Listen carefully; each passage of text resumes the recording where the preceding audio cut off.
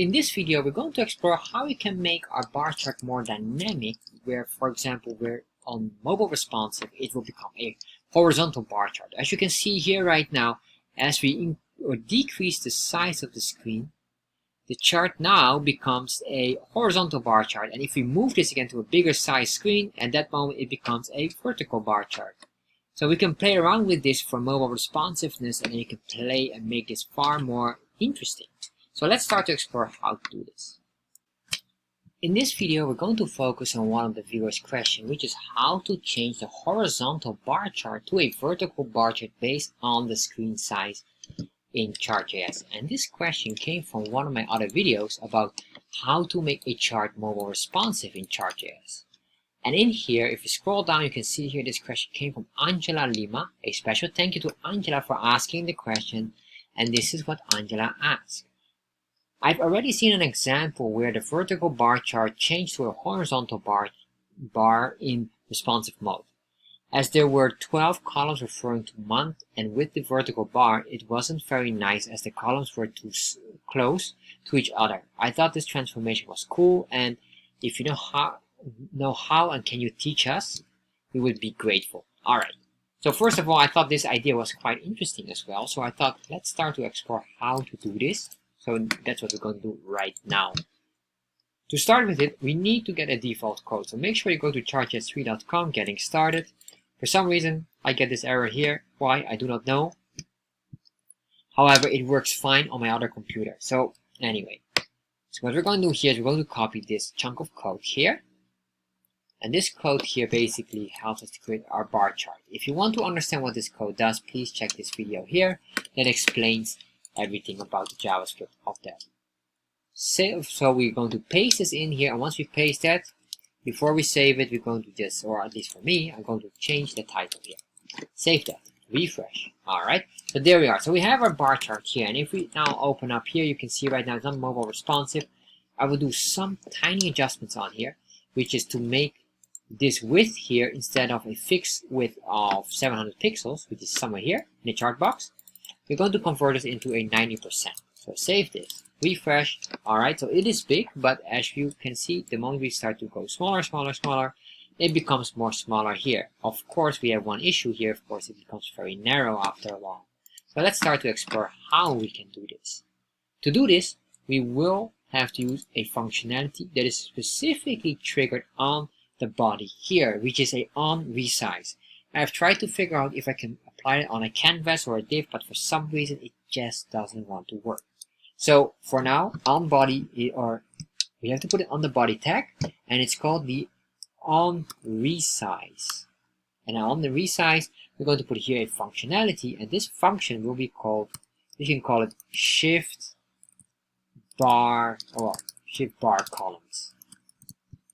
So basically, as we go more narrow at a certain point, let's say 600 pixels, we want to convert the bar chart from a vertical to a horizontal bar chart.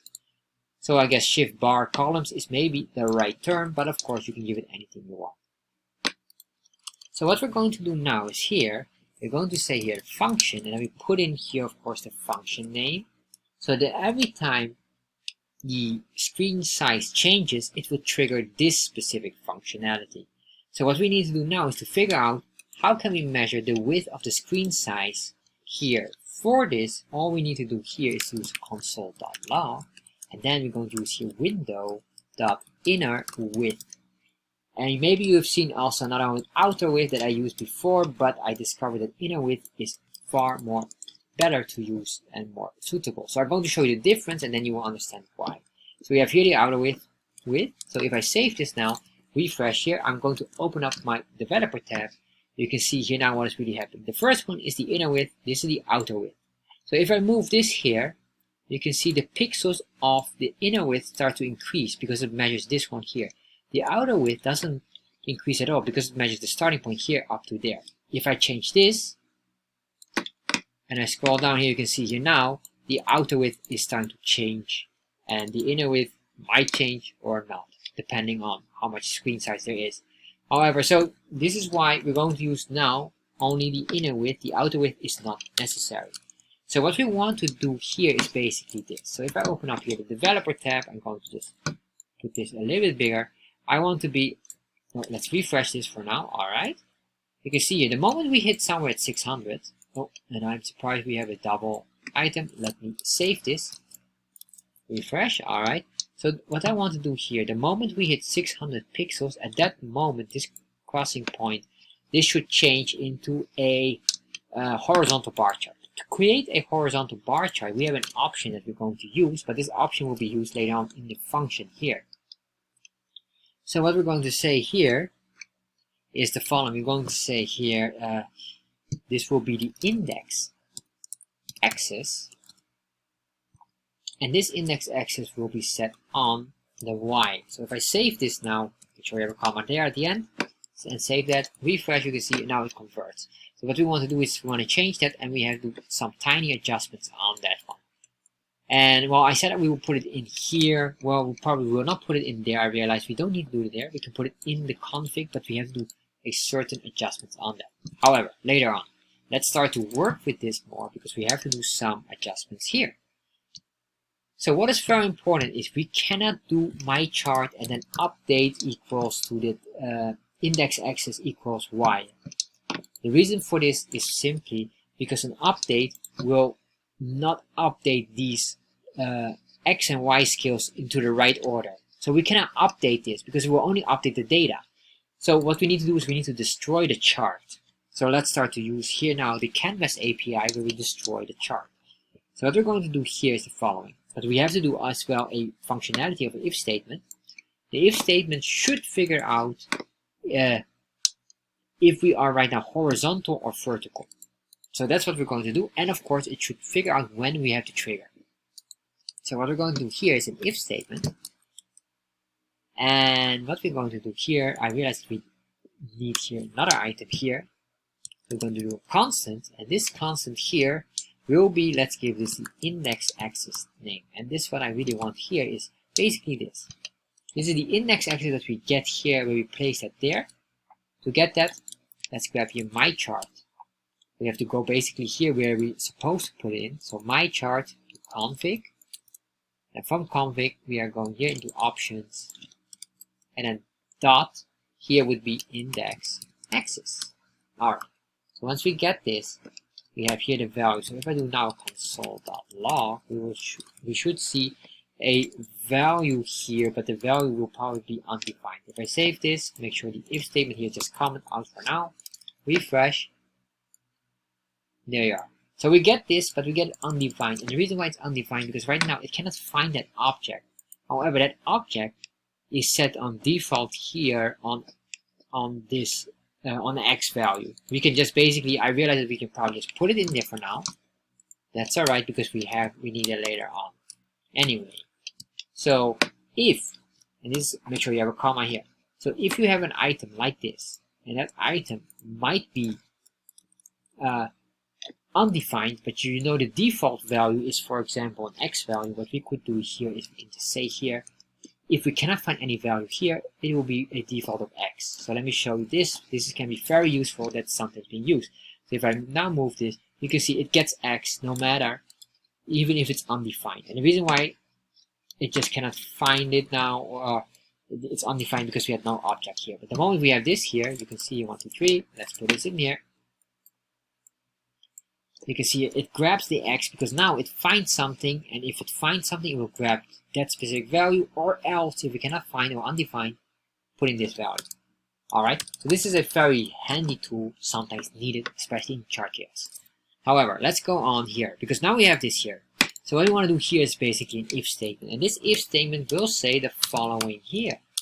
So if index axis equals X, in that case,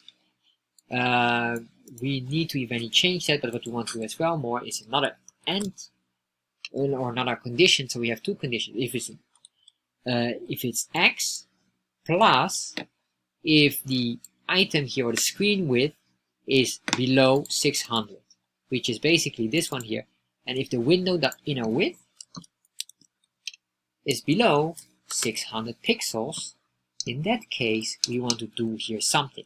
to do something here. Well, let's say here, Control R, I'll just say something here. Convert to Y.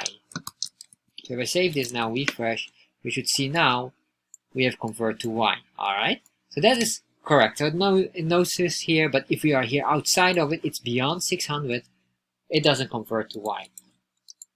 What we could do, of course, you might say, well, do we need another one? Yes, we should have another one here with the Y within index axis equals Y. In that case, we need to convert this into the following here, which is, well, this should be if it is larger or equal to 600. Alright, let me say here convert to X. Save this. And you can see here now. Alright, everything is fine. And the moment we are here, now it sees it, it converts it to Y. Eventually, this should become Y, and then if we expand here, it should say here convert to X. Alright, but it should only convert if it is not yet converted. If it's converted, we don't want to do a certain command here, because I'm going to do here a command which is called the myChart destroy. Meaning that it will destroy the chart and reload the chart. But this should only be done if it has not been converted yet, because then we need to destroy the chart to convert these here. So this is very important, because if you destroy the chart, even if it's correct, you will see this reloading. You get this animation effect every single screen movement.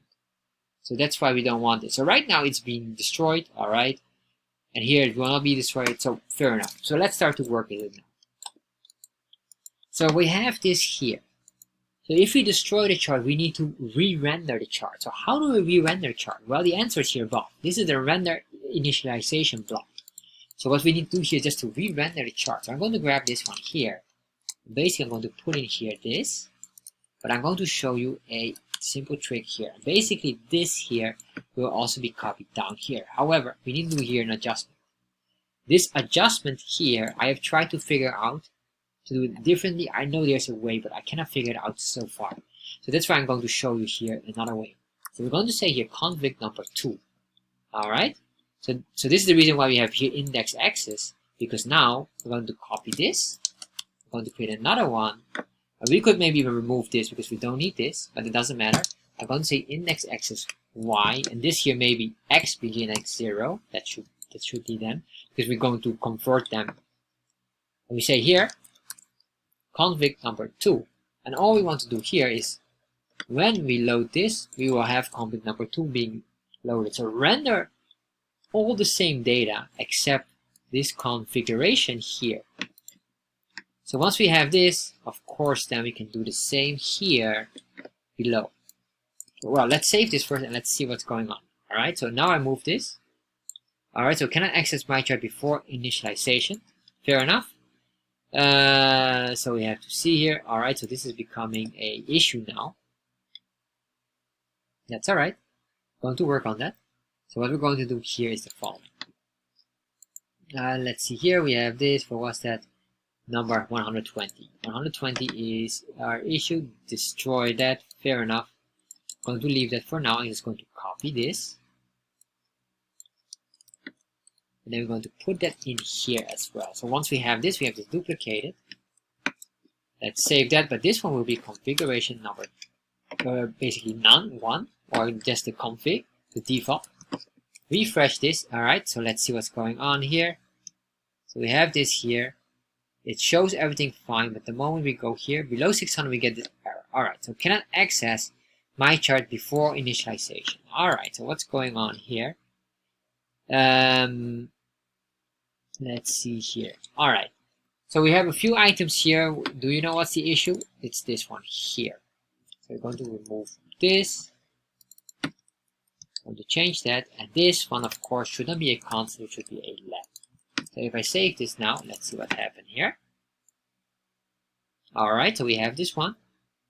And now we're going to convert it back to 600. There we are. So now you can see here it converts, but it will only do it once. As you can see here, it will not re-render consistently, because you can see only one time it will convert it because of our if statement that avoids these kind of items. And here, basically, we have now solved everything here, and you can see here what's going on. This is 18. There you are. It still understands it. It matches it correctly. And this is basically how you can play around with the bar chart, making it horizontal or vertical based on this. So if you like this video and you want to go even deeper, or maybe want to be more mobile responsive, I'm going to recommend you to watch this specific video that makes how to make a chart mobile responsive as well, because we can do even more here. Right now I didn't cover in here how to make this maybe a proper square, or make this maybe even bigger here so it will look more appealing. But of course there's a lot more. Watch that other video or watch this specific video. The link will be shown up somewhere here right now.